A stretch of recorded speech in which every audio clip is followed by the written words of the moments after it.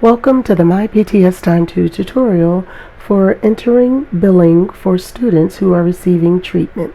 This is the student who has a status of on caseload.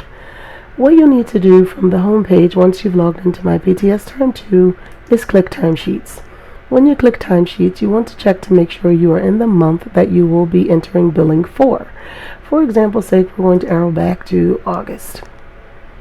Once you've confirmed you're in the month you want to enter billing for, here is where you'll select from this drop down the district that you will be starting a timesheet for. If you are in more than one district, you will need to do a timesheet for each district. Once you select the district, you'll click Start New Timesheet. When you click Start New Timesheet, the next thing you see is the month, the district you're starting the timesheet for. You can track the hours that you're entering here. You'll be able to see when you submit it. Once you've submitted, you'll see the date and time. You can also see when the timesheet is approved. Clicking New Start Sheet also generates these links for the weeks in that month. In order to enter billing, you will need to click on a week. If you wanted to review your entire timesheet for the purpose of proofing it and to submit, you would click Review and Submit. We're going to get started with entering billing for our student who has a status of on caseload for the PTS Sample District DSY 2014, and we're going to do it for the first week of August, so I'm going to click this link. Keep in mind, even though the link will show July 30th through August 3rd, because the last couple of days of July is part of that week, even though you can see those days on your timesheet, when you submit the timesheet, you are only submitting August billing.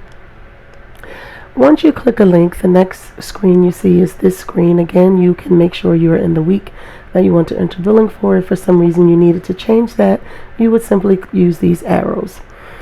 This page shows every school that is associated with that district. The categories you have options to click is student time, group time, and non-student time. This tutorial is on how to enter treatment time, which will be in the form of group time and or student time. We're going to begin doing so under the PTS sample school. And the first thing we're going to enter is group time. Group time can be accessed in two ways. You can click group time and a screen will show up that will allow you to begin to enter the information for that group, or you can also do it under the most common way used, which is clicking student time. How you get to group time from clicking student time is once you click student time, you can see all of the students listed at that school that are on your caseload. Clicking Expand All opens up the page this way so that you can keep track of everything that you are entering for that week for all of your students you're entering billing for. Before I show you the group time, the other thing you'll see is this box here, which shows you the target minutes, which is the maximum amount of minutes you can bill up to according to that district for any of these days, and the total time, which is the actual amount of minutes that you have entered for each one of those days. Should any of these days turn red, it means you've exceeded the target minutes, and there is a place on your timesheet where you will need to provide a note explaining the overage or extended day so that it can be approved. So we're going to go ahead and do an example of entering group billing. Again, you can access it through this page by clicking non-student time, clicking Expand All. If you don't want to expand all, you can click Collapse All and just select the student one by one. In order to get to the group time page to enter group billing, which we're going to begin doing on Wednesday, August 1st, you would click this group link, and the system then opens up the page where you will be entering the information for that group. Always make sure you're in the school you want to be in and on the date you want to enter the billing for. The next thing you need to make sure you do is enter the group size. This is the total number of students in that group, and in this case it's going to be 3. You want to make sure whatever number you enter here matches the amount of students selected here. Minutes entered is the total number of minutes for that session. In this case, it's 30 minutes. The other 2 students in my group is Chuck Berry and George Bush. Once you've selected all your students, here is where you will put any comments relevant to the group session. I'm going to select Save. We encourage group billing because you get credit for all of the students in that group session, meaning each of those students get credit for a 30-minute session. However, we only bill the district for one 30-minute session. So you see the 10 minutes here because we've entered 30 minutes for a group of these three. And what the system does, because of the way we will be billing the district, is it divides up the 30 minutes amongst the total number of students. Later on the timesheet, you will see where 30 minutes is being applied, you're getting credit for, but we're only billing 10 minutes to the district for each one of those students.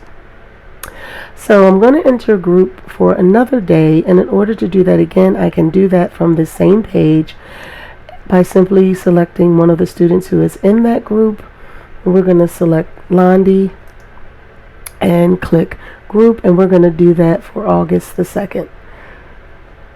Again, this page will open up where I will need to enter my group information, and for this group we're going to say it was for a group of 2. It was supposed to be for a group of 3. One of my students was absent, and again it was 30-minute session. The other student who was part of that group is date play, but classmate was absent. Here I can put classmate absent for today's session and click save. Again, once I click save, it will always take you back to the page where you will continue to enter your time. And again, you can see that my 2 students who I entered the group billing for the 30 minutes is now split up over the 2 students, billing them at 15 minutes apiece. Remember, I said classmate was absent. This would be a good time to mark the student absent by clicking on the student's name. The student was absent on Thursday, August the 2nd. And when a student is absent, you simply click the box under absent. If the student was unavailable, you would select unavailable and put in the reason why. Examples of that would be something like assembly, fire drill, left early for doctor's appointment, something of that nature. So I've marked my student absent for Thursday, and now I'm finished with all of my group billing for the week. But I still need to enter in my other billing for my direct treatment, which generally is accompanied by indirect billing as well. So again, I'm going to expand all just so that I can see exactly what I'm putting in for all of the students who are involved. Again, I do not have any more group billing for the week, and I'm going to start entering my treatment for Wednesday, August the 1st. And the first student I'm going to be entering billing for and showing an example of is this student. Why? Because is a student who has a status of on caseload because they have consult on the service page of their IEP as well as receiving direct treatment. So for that student, I'm going to, on Wednesday the 1st, I had a 10-minute consult with teacher and put my note in, met with teacher to discuss students' upcoming test, and click OK. Whatever the note is, you would simply put the note there and click OK. The next thing I need to enter for this student on that day is, in addition to the consult, I did my 30-minute session, which goes under direct treatment. And I also need to bill for the prep for that session for my student, which goes under indirect billing. Things that go under indirect billing are things like prep for session, checking, sent email to student's doctor per parent's request, sent email to parent, made phone call to parent, things of that nature. Prepared homework assignment, progress notes, anything like that. So basically, if it's direct treatment, it goes to the student in this category, direct individual. If it is directly regarding the student, but not direct treatment. It goes in indirect. Anything related to the IEP, prep for the IEP, the meeting, the write-up, the revision, discussions or meetings about the IEP or revision, all gets billed under IEP re-eval, and you will see that there is nowhere you need to put a note for that. You will need to keep your notes in your own notes and follow the time guidelines for IEPs, which is found on the website and the manuals and other sources of information given to you. The other category is consult billing. Again, this is for students who have consult on the service page of the IEP. And also keep in mind that the student who is a supports to school personnel consult will also be under the on caseload status, and that consult time also gets billed under consult in this category. Going to keep moving here, and on August the 1st, the other student that I need to enter billing for is Lottie, which, although I did a group session on Thursday, I did an individual session on, she gets an individual treatment for a 30-minute session once a week, as well as a group session. And so I did her individual session on Monday, August 1st. So I'm going to put my 30 minutes in, and under indirect, I'm going to put 8 minutes because it was for my session prep and phone call made to parents. And that took a little longer than the normal 4 to 5 minutes for my session prep. And click OK. Next thing I'm going to show is an example of the IEP re-eval time. Let's say for date play, I attended the IEP meeting on Wednesday, August the 1st, and it was for 2 hours. Going to enter my 120 minutes. And it on the Thursday, August the 2nd, I did the write-up of the report, which took me an hour.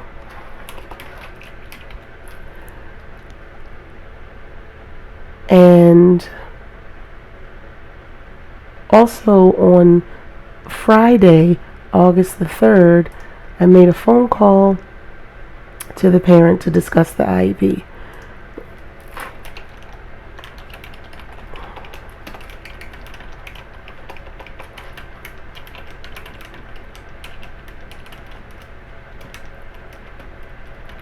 Revision. And I'm going to click OK. The next billing I'm going to do is I'm going to go down, and classmate, I need to enter my direct treatment for classmate.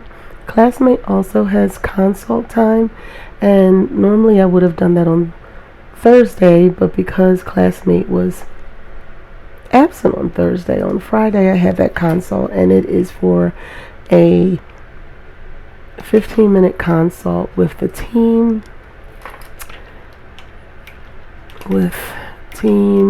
to discuss student progress, and click OK. And then the other billing that I need to enter for a classmate is on the 2nd. I had a 30-minute session, and that included some indirect time, and it was only for 4 minutes, so I actually do not have to put a note for my session notes. I can if I want, but anything 4 minutes and less, you do not have to provide a note. The next student we're going to do an example of is date night. And date night, actually I need to enter a group billing for date night. Date night is normally seen in a group with another student, but because the student was not available, I still need to bill the billing as a group of 1. And I need to do that by clicking group. So I'm going to enter group size 1. And the reason that I have to put it under group is because this student, date night, has group on the service page of the IEP. And so even if they were the only person in that group for that session, I need to put the billing under group. And so I'm going to put a group of 1, 30 minutes. Date night is the only student selected. And what I'm going to do here is put a note that play date wasn't available for today's session. And click save. When you click save, it will always take you back to this page where you can continue entering billing. If you will notice, on Wednesday, August the 1st, it is now red, and that is because the total minutes that I've entered exceeds the target minutes of 240 minutes. What I can do is go to my student playdate, and playdate is the student who I had the IEP meeting for, as well as did the write-up in the same week. So we're going to show how to move some of that time around so that there is no overages on the timesheet. I do not have any additional billing to enter. We've gone over the examples of entering the group time, an example of consult time, an example of IEP re-eval time, and direct billing as well as direct billing. We've gone over the example of marking a student absent and unavailable, absent, and we also marked a student, or well, let's mark a student unavailable. Let's say student sample on Thursday was unavailable due to assembly. And so we've gone over all of the examples, the type of billing you can do from this page. And again, when a student has an on caseload status, these are the categories you are allowed to bill in: group time, consult, IEP, and direct. This is why it is important to make sure you have the correct status assigned to the student, because if you had mistakenly selected referral, as you can see, the categories to bill under is completely different, and you would not be able to bill correctly for that student. So we don't have any more billing for this week.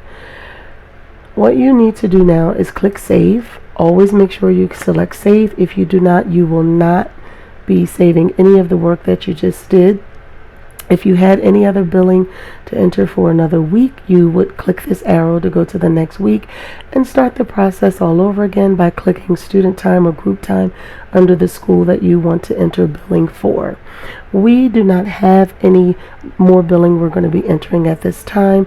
Remember, you can enter billing as often as you need to throughout the month. You can only submit your timesheet once. Once you submit your timesheet, you cannot go back into it to make any changes. I am finished my billing for the week. I'm going to click return to timesheet. As you can see, all of the hours that I've entered for the PTS sample district is showing here. Remember, I had an overage, and so I just want to take a look at my timesheet because I'm actually, say it's the end of the month, I've put several other weeks of billing into the timesheet, and it's time for me to proof my timesheet. In order to do so, this is the area on the timesheet once you click review and submit that. In the case where you have an overage, meaning the day is red, and there is no time you can move around, meaning here I had an IEP meeting, and so there isn't anything that I can do about this time. But what I can do is say that the actual meeting I can't move around, but let's say 30 minutes of this 120 minutes included me writing up the report, beginning to write up the report. I can't move the actual time of the IEP meeting, but what I can do is move 30 minutes of that time to another day that I have more time, so that this day does not show as an overage and my timesheet looks good to go. So what I'm going to do in order to move that time is click on the 120 minutes. It will take me back to the page where I entered that time, and that was to play date I'm going to change this 120 to 90 minutes, which is minus the 30 minutes, and I'm just going to go to the next day or even that Friday of that week, and I'm going to enter the 30 minutes still in the IEP re-eval category, because even the write-ups goes in that category. I'm going to enter the 30 minutes and I'm going to click save. As you can see, the day is no longer red, and when I click return to timesheets and review and submit, my time is still the same. I simply moved 30 minutes, which was causing me to have an overage, to Friday, which I'm still in good standing, and I do not have any more overages on my timesheet. If I had a legit overage, say I had an after school or before school IEP meeting, this is the area you will need to provide a note for all unavoidable overages, or as we call them, extended days, by putting the date that has the overage. You would put the reason for, would say something like extended day due to IEP meeting after school, and click post comment. It then shows up here. The only other thing you need to know when proofing a timesheet is before you submit, any students that are on your timesheet that you did not enter billing for in that month, the system wants you to account for those students. So you see this says the following students on your caseload have no time entered for this month. Should they be discharged? If a student truly needs to be discharged, meaning they are no longer receiving PTS services in your specific discipline, you would do that from the caseload page by clicking caseload, click on the student's name, and changing the status to discharge. In this case, if by some not common or often chance, all of these students needed to be discharged and they have the actual same discharge date, you could select is discharged as of, put the dates in. You would click apply discharges and do it from this page. But again, we do not encourage discharging students from this page because sometimes it does not work. What you do have to do, even if the student is discharged, is mark is still on my caseload for all of these students, because either the student is really truly still on your caseload and you just didn't have any billing for this month. It might be a student who you see every 2 months or quarterly, or it's a student you're going to be discharging, but again, we're not from this page. Once you have accounted for all of the students, this was actually gray before I selected these students, and even if I unselect one, what you'll see is it's grayed out because all of the students are accounted for. So once they're all accounted for, you have the option to submit your timesheet. But before I submit, I need to proof my timesheet. I need to go through my entire timesheet and just look over the billing that I have entered. And to do so, you simply start at the beginning and everything looks good. I have my consult time billed, I have my re-eval, IEP time billed. Everything is in the right category. This is where I was saying earlier, where you will bill and get credit for a 30-minute session for each student in the group, but we are only billing the district one 30-minute session, meaning 10 minutes for each of the 3 students in the session.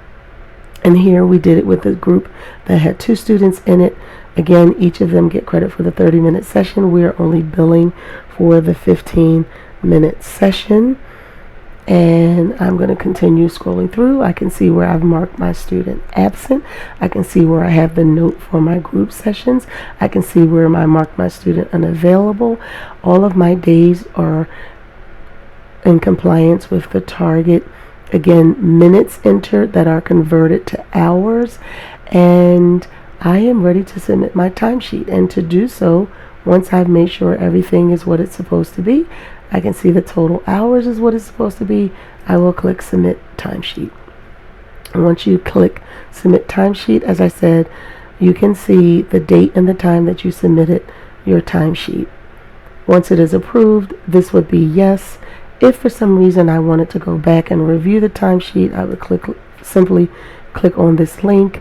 Remember, you cannot make any changes. However, you are able to review the timesheet. As you can see here, it says timesheet submitted and locked. I would like to thank you for watching this MyPTS Time 2 tutorial on entering billing for students who are receiving treatment, who are also students who have a status of on caseload.